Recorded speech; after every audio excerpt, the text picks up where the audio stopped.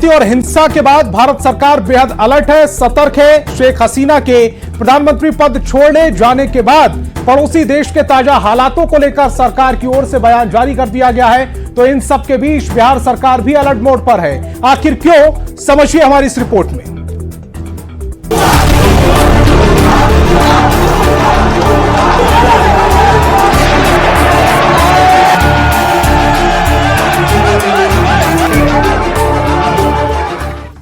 बांग्लादेश में तख्ता पलट और हिंसा के बाद हालात लगातार बिगड़ते जा रहे हैं।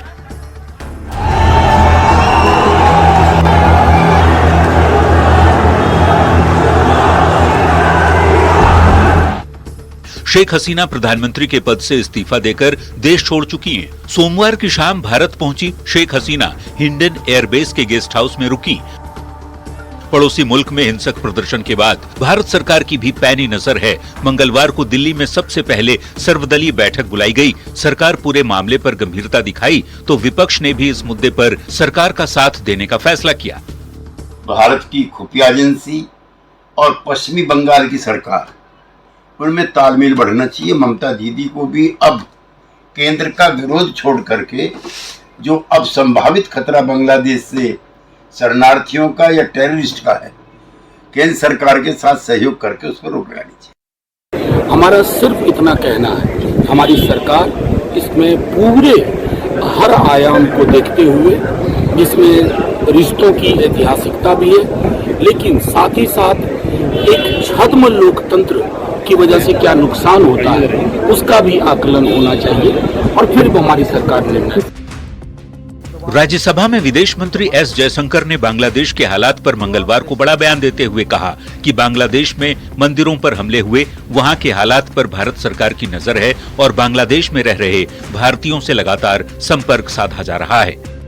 Monitoring the situation with regard to the status of minorities, there are reports of initiatives by various groups and organizations to ensure their protection and well-being. In the last 24 hours, we have also been in regular touch with the authorities in Dhaka.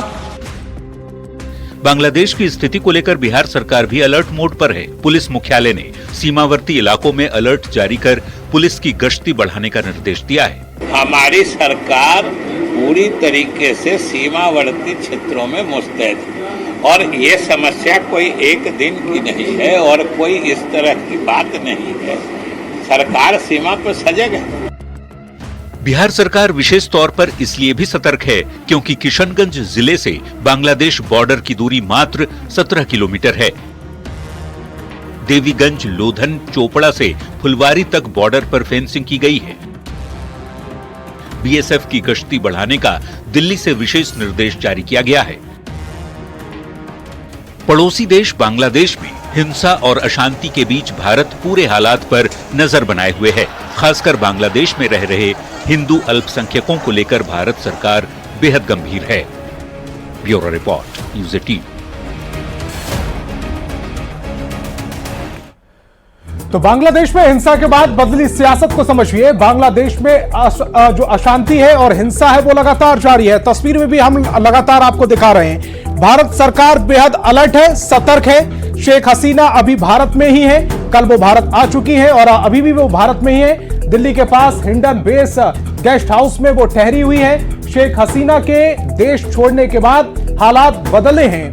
Bangladesh की सियासत बदल गई है। भारत की नजर पड़ोसी देश के हालातों पर लगातार बनी हुई है क्योंकि भारत का बड़ा हिस्सा बांग्लादेश के साथ सीमा को शेयर करता है।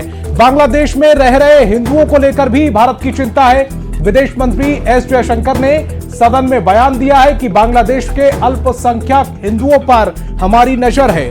वहां कई मंदिरों को तोड़ने की तस्वीरें आ रही हैं। हिंदुओं के घरों को लूटा गया है। साथ ही साथ बांग्लादेश की हिंसा के बाद बिहार में भी अलर्ट जारी कर दिया गया है। सीमावर्ती इलाकों में सख्त गश्ती की जा रही है। इसके निर्देश केंद्र सरकार ने दे दिए हैं। किशनगंज जिले से 17 किलोमीटर दूर है बांग्लादेश बॉर्डर, जहां से घुसपैठ ना बढ़े इसको लेकर तमाम तरह के निर्देश दिए गए हैं। लगाम लगाने की कोशिशें की जा रही हैं।